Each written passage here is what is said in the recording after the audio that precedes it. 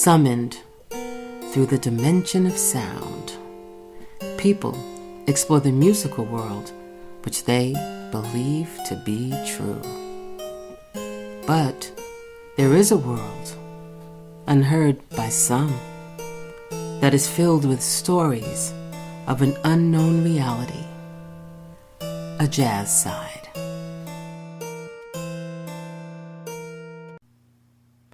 Episode 3 of Tales from the Jazz Side is with drummer Willard Dyson.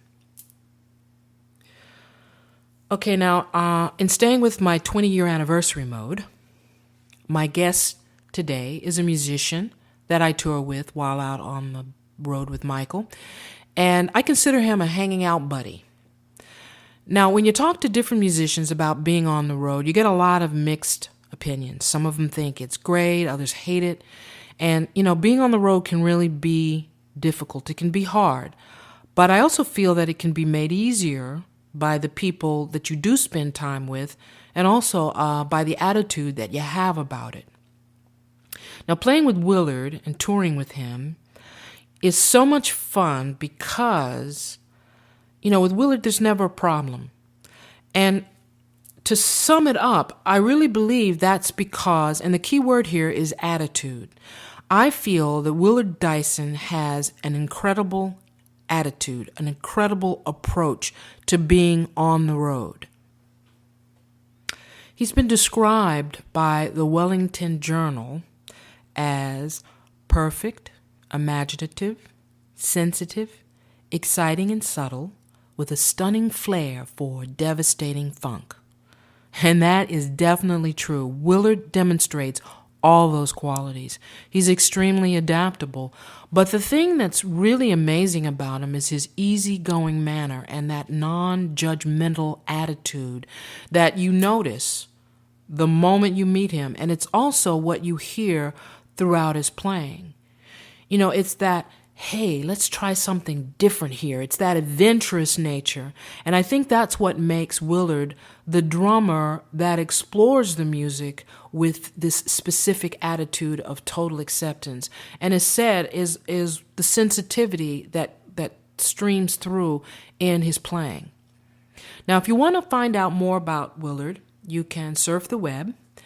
Or you can visit his MySpace page, and that's www.myspace.com/Willard Dyson Group. That's WillardDysongroup. And of course, like most of us, he has a Facebook page. Join me now on Tales from the Jazz Side with my guest, Willard Dyson. My guest today is Have Drums Will Travel, drummer Willard Dyson. Hi, Willard. Hello. How are you today? I'm doing very well. Good. Thank you for being a guest on Tales from the Jazz Side. It's good to be here. Yes. It feels at home. Well, it's because you are at home. Oh, right. It's not a hotel room. Okay. All right. So, you and I met. They should clean this place. Yeah. Yes. Well, I'm not going to say anything. Good thing it's not being videotaped. Oh, my God. Okay. Okay, so you and I met on the Michael Franks tour, and you've been with Michael for how long now? Do you remember? Maybe around 10 years. It goes by fast. Yep, sure does. Yes. It certainly does.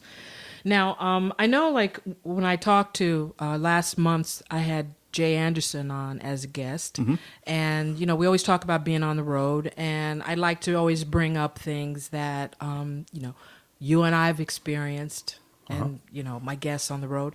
And one of the things that came to mind for me was, you and I, when we're on the road, it's always like, where's the Starbucks? Yeah. Yeah, you're my star. Where's the Starbucks, Got the buddy? Starbucks locator on my phone.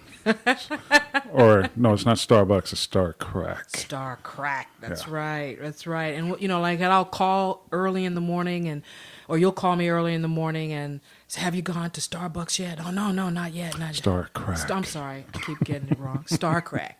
Have you gone yet? No, not yet. I'll be down in about 15 minutes. Okay, 15 minutes, Right. know. So we're always on the road with, so you're my Starbucks, Star Crack. Sorry, Star Crack partner. buddy.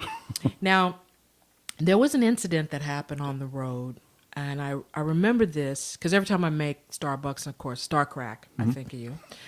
And we were in California.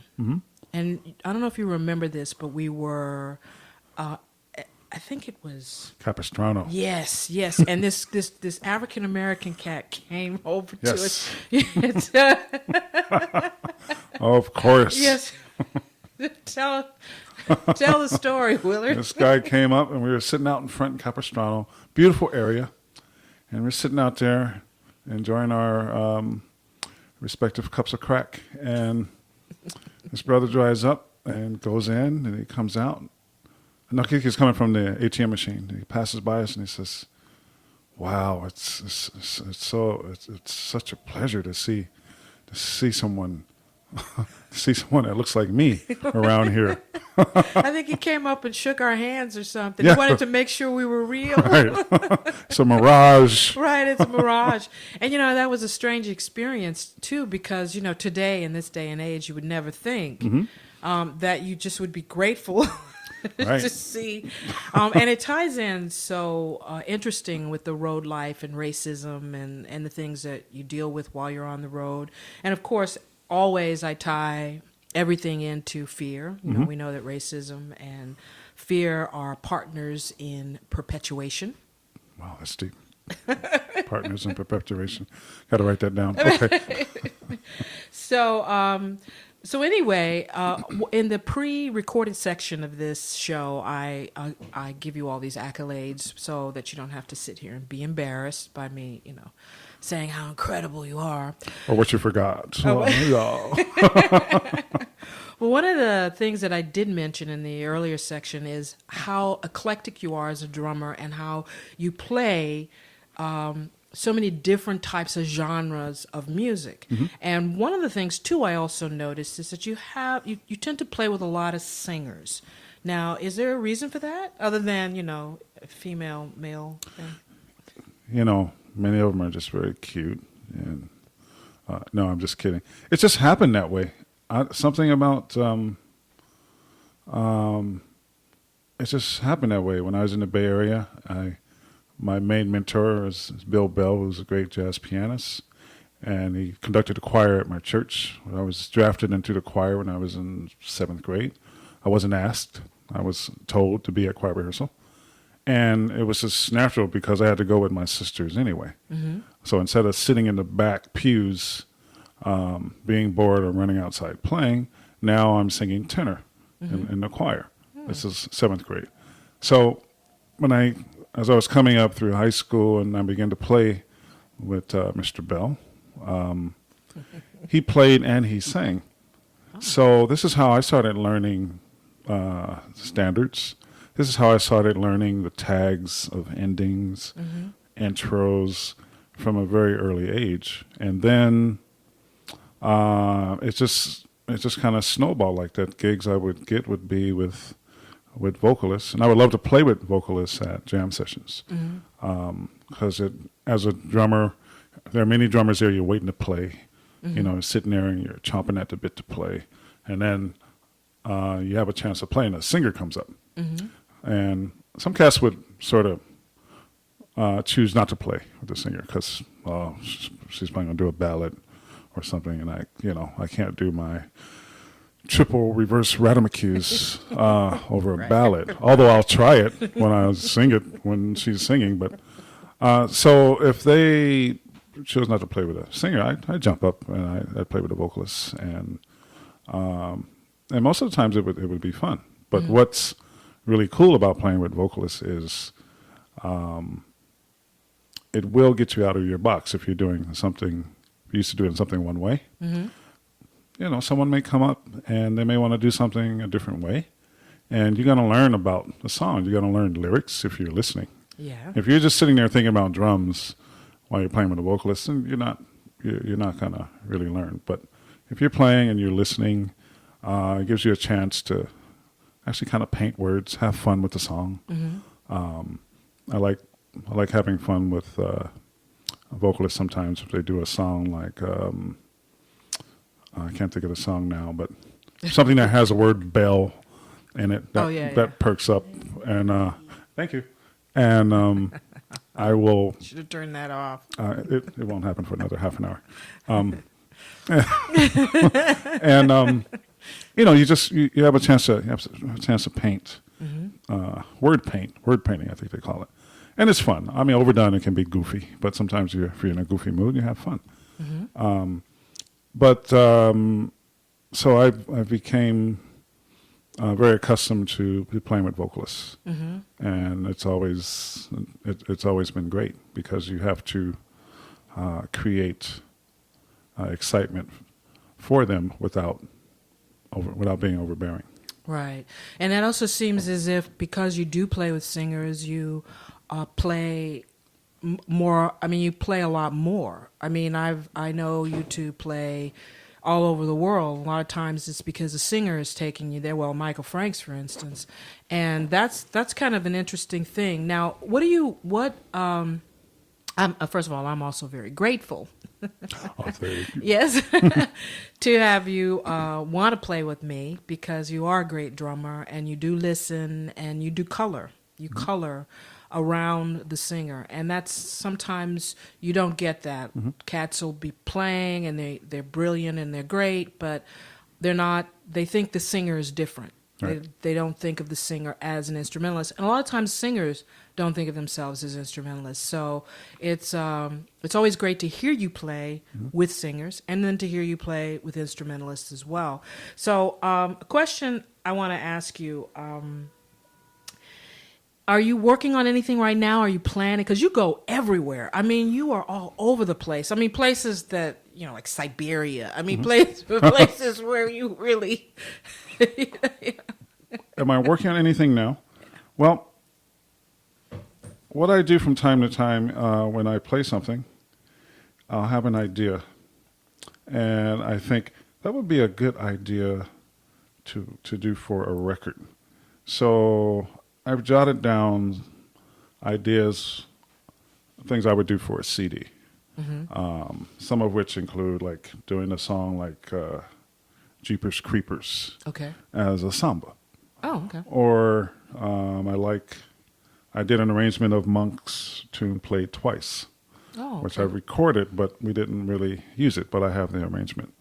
And for that, I sort of incorporated this vamp on Tell Me a Bedtime Story as an intro to that. And it's kind of wild, you know. It's kind of a wild arrangement, which you've heard of the joke, like, what's the last thing the drummer said before he was fired? No. What's that? Let's try one of my tunes. Oh, yeah. Because it always seems like, it's always drum heavy, or it's drum stuff is written. Drum stuff is kind of complicated. I got an arrangement. Oh, my God. Okay. It's like a drummer's revenge. Yeah. But, I mean, drummers write great things. Drummers, percussionists. Oh, yeah, definitely. Ralph McDonald wrote Where's the Love? Oh, yeah. Oh, absolutely. Some of the great R&B singers. Marvin Gaye was a drummer. Yeah. Jeffrey Osborne. Yeah, and a lot of pianists started as drummers, too. They start off playing drums, and then they move to piano. Right. I mean, they are both percussive instruments. Yes, so, yes. Percussion, we mean by the hammer hitting the strings. Yes, thank you for clarifying that. Yeah. Rather than a keyboardist who plays an electronic keyboard. Right, that's right. Where the hammer doesn't hit the string. Well, maybe something hits something.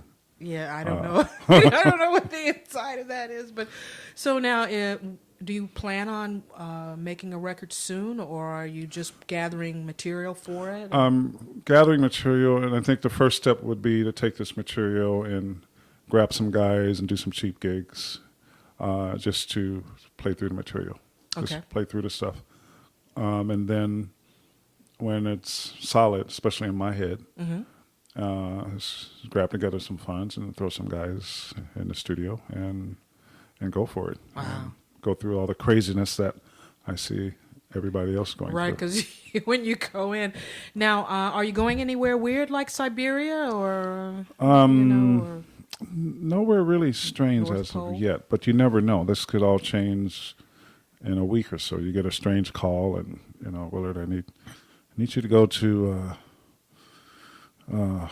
Utah. That's pretty out. Yeah. Utah's interesting. Oh yeah. Very interesting. You know, you got to have a sponsor to go to a bar or something like that. Yeah, I think so. Yeah. I think so. Yeah. Which may be a good idea for some people. But other than the Japan thing we have coming up, nowhere that's really far. Maybe in February with guitarist Freddie Bryant has a gig in London. But who knows what happens between then? It's hard to say. Now, I wanted to always ask you what made you want to be a drummer? I think, I don't know if there's one thing, but I've always, even before I played drums, I played a little trumpet. Okay. But in elementary school, guys I knew and myself, we were always just playing beats. You mentioned beats now, and it's very hip hop. Oh yeah, they put together some beats. I need a producer to give me some beats. Yes. You know, we were doing this in elementary Beats, school. like beats. Beats. No, I got BEA. Not BEET. Sauteed beats, not sauteed beats. Right. Which may be a good label, sauteed beats. Oh yeah. But Hey. you know, hip hop world, you know, I need a producer because this guy's going to call this guy in to give us some beats. And I'm thinking, wow, I was doing this in elementary school. You go to a garbage can, you get a good bass sound on one, and then you slap it on the other, and you got a beat. And so most of the time we're playing James Brown beats on the garbage can. Right. I think people can play. That's a pretty basic kind of. Yeah, that was the thing then. Yeah, some James Brown. You know? Yeah. You get a whole bunch of kids playing on the garbage cans or something. Yeah. And would be rocking. Yeah. You know, and then as we got instruments, you know, it became like street beats. You had a guy on snare drum, and you had a guy on bass drum. You play these beats between that, and then on through high school, playing, putting a groove behind the cheerleader squad. They loved that. Oh, okay. They're going, we got it. Yeah, we got it. Yeah, Right. we got it. And you put a beat behind that, and cheerleaders loved you. Oh, hello. They loved you. That was the beginning. It was the beginning. It's there's magic in this music. Right. There is magic in the music, right? Now, did you use music to, I know, like for me growing up, music was a way of escaping or from the realities, the harsh realities around me of racism. So it was a way to really have your voice and be able to express yourself in a way that you couldn't like out and out do. Like you couldn't just go out in the middle of the street. So did you, because you grew up in Oakland, right? Oakland, California. So did I use it as kind of an escape, is the question? Well, yeah, you know. I guess in a way, not really an escape. I couldn't watch TV in grammar school. There was no TV during the week. Either do your homework.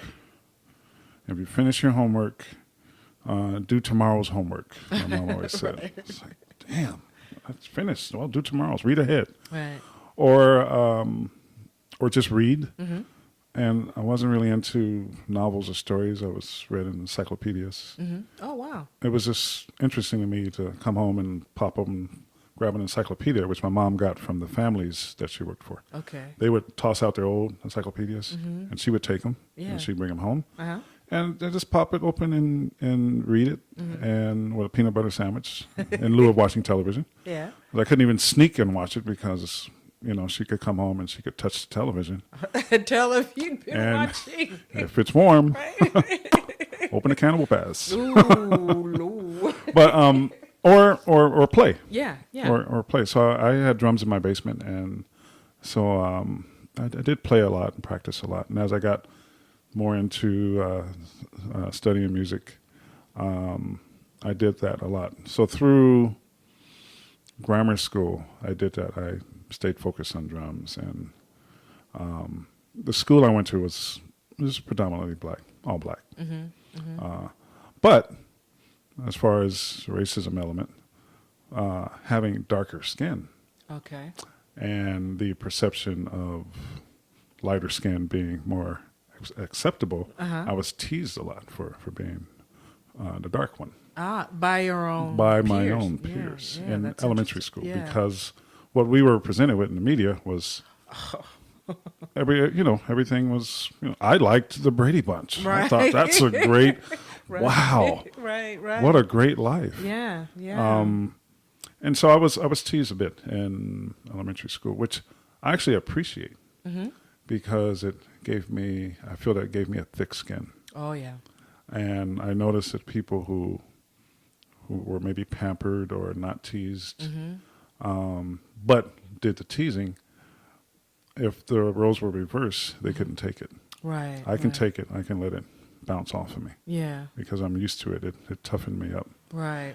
And then on through junior high school, it kind of turned because some of the girls I knew, they sort of admired me for what I was doing. Yeah. Playing drums. Yeah. I remember being invited to that first party in junior high school. And going to the party. And before I went to the party, asking my big sister to show me a little bit how to slow dance, because I wanted to slow dance and, just show me how to slow dance. And it was perfect timing because the last song of the night, the party host was a young lady, Eunice. It was at her house. It was the last song of the evening. And I gathered up my courage and I asked Eunice to dance. Oh. It's my first slow dance. Really? Yes. Now, did you have a crush on Eunice, or was she just... Everyone had it. Eunice was the most slamming girl in junior high school. Yeah. Just like, Eunice. Right? So, and she was very, very nice. And the moment was right. It was like everything was in a line. She was doing something. She wasn't alone. There wasn't many people there. No one was around her. And a guy said, and popped on my shoulder and said, "It's now or never. Wow. Do it." Do you remember the song? The song was Gene Carn on Norman. Is it Norman Williams? Norman, you are my starship. Who did that? Yeah. Norman Connors. Yes, Connors. Yep. So on that record, he did a version of "Bet You by Golly Wow." Wow. With I think it was Gene Carn or Phyllis Hyman singing. I forget. Nice arrangement. So Yeah. it was that tune, "Bet You by Golly Wow." And were you okay? Did you mess up? Were you like smooth? What do you mean mess up? Well, I mean, it's because your sister taught you some of the slow dance moves, and so here I was very. you were together. It was all there. I was very right in the pocket. Everything was great, and everything was under control. Although there were a pair of breasts kind of resting on me, which I hadn't experienced before. Right, exactly. Other than the hug from give me some sugar, honey. Right. Right. This was a little bit different. Right. And then there's that weird sweat that occurs, Yeah, It's it was just everything this was odd cool. warmth and, We talked while you were dancing. while right? we talked, Yes. and we talked, and then it was magical when I think about it. Yeah. It was kind of magical, and then it was time for me to go home, and her father gave me a ride home. Wow. Yeah, What a great story. It was wonderful. Yeah. Okay. Well, now, since we're on the stories and we've been talking a little bit about fear and racism and fear of asking the girl to dance. And, Yes, my fear was alleviated. yes, and breaking through no matter what. That's Yes. kind of what this is all about. The show's about, recognizing something that you're afraid to do, to take a next step, to step outside the box, as you had mentioned before, as a drummer, and to act on those things so that you can clear your way to move toward your goals. And now we're going to go into the basement, as I call it. Are you ready to go into the basement with me? Yes, it's a flashlight. Oh, for some reason, the light's not working, and the flashlight, they go down there anyway. Well, open the door, okay. That's right. I'm ready. Okay, you ready? All right, now. I used to rehearse in my basement. Oh, well, In did the California. light always come on? The problem wasn't going down, but it was coming up after watching a scary movie. Ah. because I always thought something was going to grab my leg. Yes. But I would have my dog with me. Okay. And so I would go up in tandem with my dog. Okay. I just felt more. But anyway, Yeah, so we're going into the basement. we're going into the basement. We're Okay. going down. We're not going down. coming up. But when we Right. get ready to come up, well, we'll get to that. I'll get my dog. We'll burn that bridge when we get to it. Okay. Okay. So tell us about someone you have worked with who is a little frightening to you, but in a good way.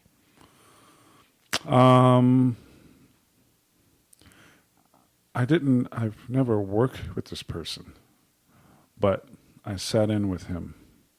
And this was Mulgrew Miller. Oh, yeah. On my graduation day from Manhattan School of Music, Steve Turry was getting his master's also.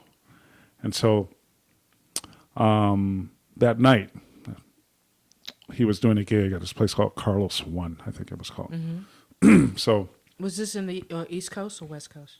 this was here. Carlos One was on 7th Avenue.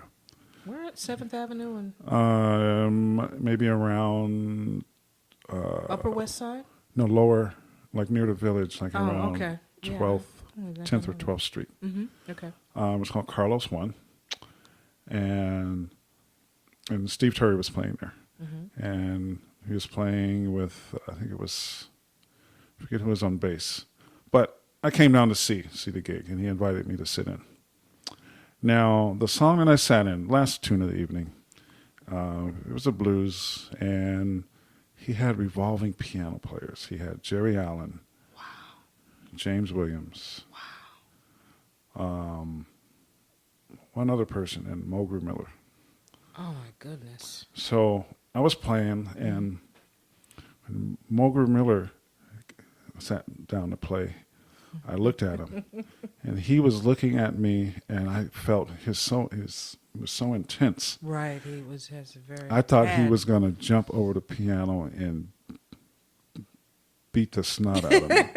Really? It Why? was- It was just this look, Yeah. like one wrong move, and I'm going to jump across this piano, and I'm going to jolly stomp you. Right. Right. But it wasn't anything like that. It was just he was very Just intense and intense, just listening, Uh-huh. and because he's really was really one of the sweetest people around, Right. but just that look of intensity. Uh-huh. And what I learned from it is, when you're playing with someone, you have to have like a radar that is sharp. Mm-hmm. Okay, Mm-hmm. not only are you focused on yourself, but you're focused on everything that's going on around you, and you're Right. connecting with people when you play. Right. So when you look at someone, you're connecting with them. A lot of people can't look at each other No. when they play. Or when they're just doing anything. Right, anything. I won't. Don't go there. I won't go there now. But it was that was really, like it kind of freaked me out for a moment. Uh-huh. But it was a great lesson learned from that. Is just being in the moment and being aware of everyone you're making music with, Uh-huh. intently listening to what they do, instead of just coming there with a pre-planned speech. Yeah. What I'm going to do this no matter what. Yeah. Okay, no matter what you're doing, I'm just going to play my stuff, Right. and that's just going to be it. Yeah. So that was a great experience. Other than that, another experience where I was really scared, or that generated some fear. I once, when working with Dakota Staton, first time I worked with her, Mm-hmm. I remember she was a very vibrant singer, Yes. very vibrant person, Yes. and I remember the first time I met her, and I was kind of shy, nervous, and she's been around the world many times. And, Yeah. so much. About how old were you at the time? I was maybe late 20s. You were young. And we worked at Sylvia's. That was the first gig I played with her. Oh, yeah. And I came in, and I was setting up, and I saw her, and she comes in, and And I said, "Oh wow, this Dakota Staton. Okay, I'm sort of anxious in a way." Yeah. So the first thing she says to me is, she says, "Dyson, don't worry about playing too loud because I got the mic." I said, "Okay, yes, Miss Staton." What a great line. Yeah, and sometimes she could be unpredictable. Yeah. She had a cool arrangement of Love for Sale where she did the first A rubato, Uh-huh. the first two A's rubato. Love for Sale.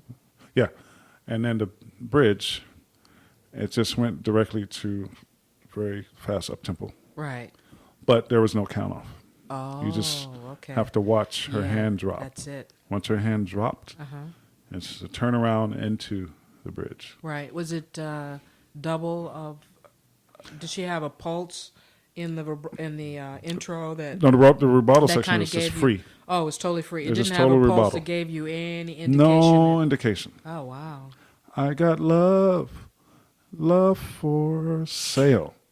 Okay. That's one, and that's up tempo, and that's when you have to. I was playing with some great guys. It was Ray Gallen and Tony Shear, Okay. and you just right into the tempo. Bang. That's it. And sale is like it's 2 bars before the bridge, Wow. and it became fun after a while because you're 'Cause just now kind of you- looking. yeah, you know it, and Yeah. it's just right there. So she was a lot of fun to play with, and her being kind of unpredictable sometimes made it fun, which is a great lesson to it's a great experience to be in unpredictable, unfamiliar situations because you learn so much. Oh yeah. I mean, so many. I've seen people, and they do great at what they do because it's their world. Right. But if you get them out of their world, sometimes they could be lost. Like Yeah. a person who can only play their music, only their way, Right. Exactly. and you get them out of their scene, and they're not as comfortable. Yeah. And I've always thought the more situations where you are in where you're not comfortable, the more you learn, because it's going to sharpen everything. It's going to sharpen many things. You're going to learn how to listen. You're going to learn how to react. You're going to learn how to recover. You can avoid train wrecks. Yes. You may swipe, but you're not going to crash and burn. Right. And it's really great to be in those situations where you are on unfamiliar ground. That's why I like jam sessions, going to a jam session and never know who you're going to play with. Could be great, Yep. could be horrible. That's true. But if it's horrible, then you being the player who thinks it's horrible, maybe you think you are better. And if guys are not at your level, then it's up to you to be the magnet Right. that brings everyone yeah. up. Yeah. And you can't do that if you're in your own world. That's true. You know, in last month's interview with Jay Anderson, he talked, Jay Anderson is the Mr. Prepared. I mean, he is seriously prepared for everything. He really does his homework. And, I learned from that last interview about why you do prepare, because it gives you more freedom to be able to deal with, as you say, anything that could possibly happen. Right. So Right. you can step into an improvisational situation and really feel a type of security in it because you kind of done your homework, so to speak. right. So that's really interesting. Several people make that point over and over. I should be more prepared, but Well, I am with this. I mean, the show, I'm getting better prepared. This is great. You just throw 2 mics up in my studio, and it's really great. It is true. The more you're prepared, the easier it is to deal with something that doesn't go as planned, because you've prepared a framework, and that framework is solid when you prepare. Yeah, So if something goes wrong, you still have the general framework. absolutely. Instead of putting in a blue tinted window, and someone throws in a red tinted window, it's still in the same frame. Yes, and it's still a window. It's still a window. Yeah, So you know where it is. Right, it's true. So it That's doesn't true. shake. Everything doesn't fall apart because the framework is still there. Yeah. So now, okay, so let's move on. Let's keep going. I'm finding I'm enjoying doing these podcasts because I learn so much every time.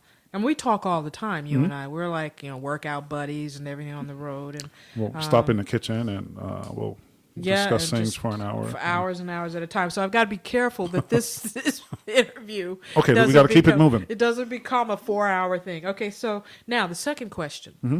What is the scariest work in any medium? Mm-hmm. Okay, that's painting, photograph, movie, television show, broadcast, or any of those that you've encountered? If any. Something that scared the daylights out of me when I was a kid. This goes back to the basement. Because we're still there. Yeah, we're in the basement. I used to watch television in the basement. Weekends, as a kid, I could watch television. Mm-hmm. So there was a show called Creature Features on television. It came on like midnight. When you're allowed to watch it, When not I was doing your allowed homework. to watch it, yes. Right? This is Friday. Friday I could watch television. Friday, Saturday, and part of Sunday I could watch television. So I would watch Creature Features. And there was always some scary movie on. But the one that freaked me out was Night of the Living Dead, the black and white one, where 1957, I believe it was. Yeah? made. Yeah. and it's the original one where Yes. the brother almost makes it. It's true. He almost. I mean, you were like, oh my God, I don't believe it. He's gonna make it. No, boom, Boom. It's okay, we got him. Roll credit. And they put it, and at the end of it, this is spoilers. If anybody, I'm sure everybody's seen it. Who's into horror? They're showing all of the guys putting the bodies on the fire. Mm-hmm. So yeah, that's it. So anyway, so you're seeing this. So I saw that, and then the movie was over. I'm freaked out, and I got to go upstairs. Okay, here's the coming up out of the basement. And this was that situation where I'm coming upstairs, and it's a short amount of stairs, but I'm just freaked out, and I got to get up these stairs, and I'm thinking someone's going to grab my leg, because one of the scenes with the girl gnawing on the bone, little girl, yes, girl zombie in the basement. In the basement, she was right. She was gnawing on the bone. That's right. Right. So I was like, this is a basement, man, and I got to go up. I got to go up and go to bed. I don't want to stay down here, because part of it was I had to turn the TV off. Okay. It got darker. Yes. I had to turn the light off. It's dark. Okay.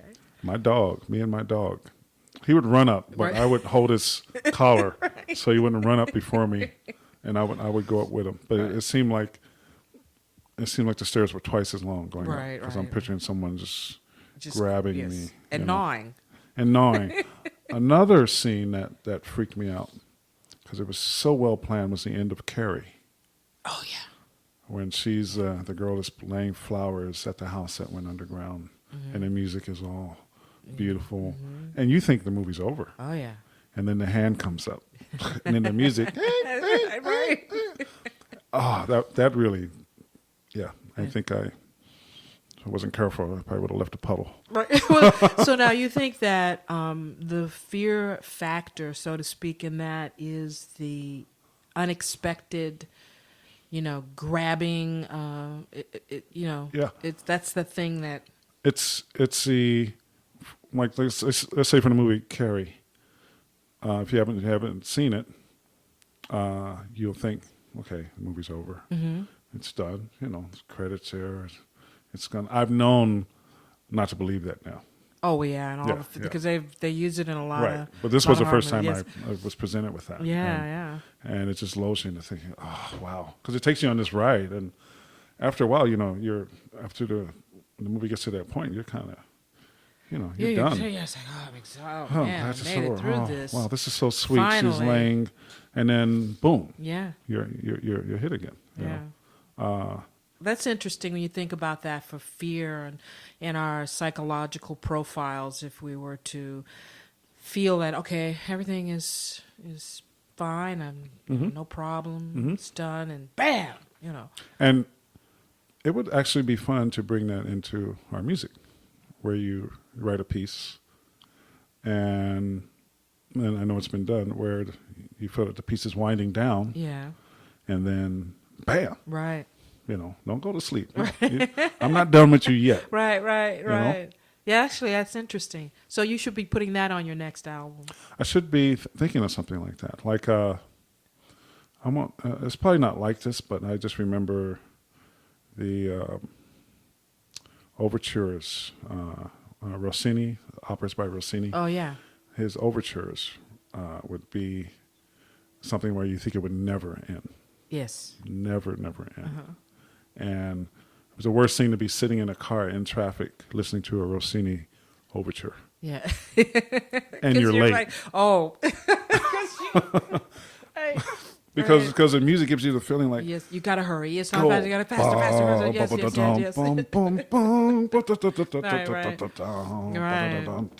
And you gotta go. And you gotta get there. Yeah, and that generates fear. Yeah, well, I use music in all these movies and things to, create tension and Anxiety. then release and Right. and everything's okay, but not really, Right, know. Yeah, right. so it's real. Okay, so now coming to, I love it. They've got the church bell ringing. It's Signaling it's noon. It's 12 noon. It's 12 bongs, which is perfect in scary movies. Okay, so now number 3. What is the scariest thing that has ever happened to you while performing live? The scariest thing for me, being that I have what I learned to call spewphobia. What? Spewphobia. Oh, spew. from my a friend of mine who plays piano and keyboard. Her name's Julie Homey. This is where I first heard the term spewphobia. Okay. Fear of regurgitating. She used the term. Oh, yeah. The fear of regurgitating. And I remember being on stage with Michael, Okay. and we were in Las Vegas, and I'd come off of a situation where I had a nervous stomach. A couple of weeks before, I ate just some really bad things all in one night. Some Japanese food, some spicy salad, and then on to the 2.5 pomegranate martinis, 1 apple martini, and then going to my girlfriend at the time's house, having a beer and some buffalo wings. Oh. And then going to sleep. That sounds like a typical musician's, after the gig. Yes. So, waking up in the morning after that and, feeling the big lead ball in your stomach and be thinking, oh no. And with spewphobia, it's like, okay, I'll do anything. Yeah. Anything. Just, send it somewhere else. Right. Not up. Yeah, not send up, it out. and not now. Right. Right. Oh, you're always thinking not now. Oh, not right. now. But anyway, the body had to take care of me. And that's what the body does. Your body is great. Your body takes care of you. It's gonna, absolutely. It's going to get rid of it. Yeah. Say, It's no, just get this out of poison. here. Yeah. So, but for a few weeks, I had that anxiety. Okay. I'd be on the train and I'd still have this nervous stomach, and I'd feel something, and then your anxiety takes over. Your heart starts beating faster, and you think you're going to do it on the train. Oh, yeah. And then your mouth starts watering Mouth up. starts watering, a little sweat. It's when you know nothing can be done. And you're on a New York City subway, Right. which is a fear in itself. Puking on the subway, people are just going to look at you. Right, and just get pissed off at you because, Do you it's have to do that I here? know, like on the floor. I can't get around, man. Right. What? You want me to move? Why? So, it was getting better, but I remember being on stage with Michael and I was playing, and that anxiety attack came, and I thought it was the same thing. Oh no, not here. Do you remember the gig? Was it It was a gig in Las Vegas. Okay, it's a Vegas at one of gig. the casinos. Yeah. And it was about maybe into the third song, and there's nowhere I can go because I'm thinking, okay, this is not even Monk's tune, because if it was Monk's tune, it would be great because I could sneak off stage and chill out or barf if I had to, because Charles does a nice intro. Right. Yes, he does. So I was thinking it could be that, but it wasn't that. I had to be there. And I'm feeling this, and I'm going, oh no, not now, not now, not now. And I'm thinking of the time when I was really sick going to San Francisco, and I was driving across the bridge in my van with an open bag next to me, ready to barf. I didn't have an open bag or anything. I can't cut a hole in the floor, Tom. No. On I stage. know, really. What are you going to do? And you're like always on a platform. I'm on a riser. You can a see riser. me. Yeah, you can really see you. Yeah. So, luckily, it dissipated. But that moment was really like just my spew phobia. Right. But on stage, with many people, with many beautiful women in red dresses in the front row, and I'm gonna spew. Oh, wow. Not cool. Wow. And the thoughts that go through your head at the time, like if it happens, what how can you like deal with it? Yeah, how would I deal with it? Because you just have all these things that come up in your mind. This is what's this is how people are going to look at me, or you can just see it. You envision it, where and it's always like a stream, like a nice stream that. It happened kind of in between songs, and thank goodness when we started playing again. Yes. It took my mind off of being in it. Yeah, but it got to a point where I was like, we're not gonna make it to this song. Right. I'm just gonna step down and calmly, coolly walk off. Right. But luckily, it didn't get to that. But that was a major fear. Oh wow! It's interesting because Jay mentioned similar having the after the gig on the road food and you put the combination and that's one of the things that he had a problem with is spewing. Yeah. It should be interesting in the future to see how many other musicians have had the spew phobia. have the spew phobia. The spew story.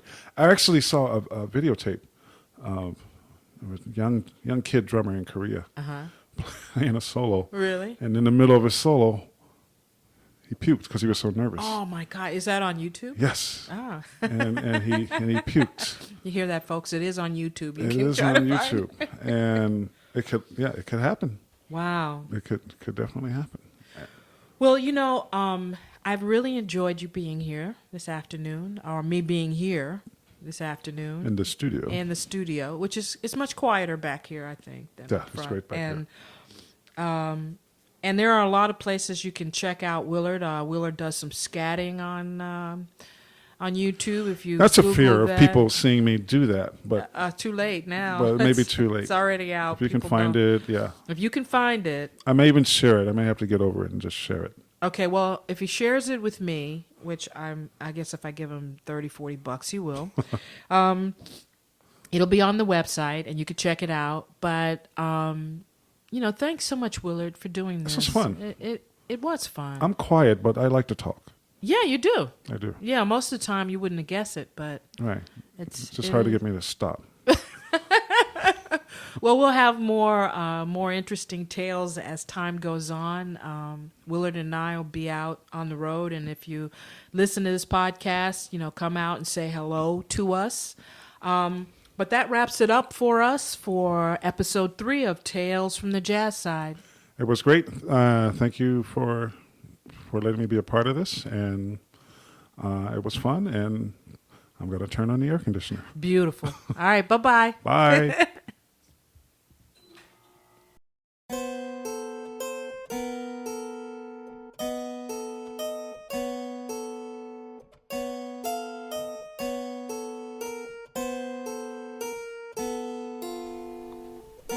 The jazz side is always there, waiting for us to enter and waiting to enter us.